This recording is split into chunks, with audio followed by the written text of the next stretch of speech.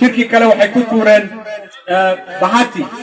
kii saddexaadna Machakos bay geeyeen gacmahana way ka gooyeen gacmihii baa shalay laga helay saabti marka dad yar ma aha waa dad magaalada dhan wareegaya dawladana waxaan ka codsanaynaa inay wax ka qabato aniga iyo senatorka Nairobi Edwin Sifuna oo ila socda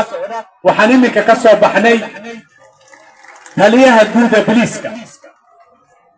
wuxuuna noo sheegay in oo ay ku daba jiraan oo laba tiim oo baaritaana ay iminka hawshaasi wado waqti dhowna ay ku rajawan yihiin inay soo qabtaan nimankaasi dilaaga ee wax dilay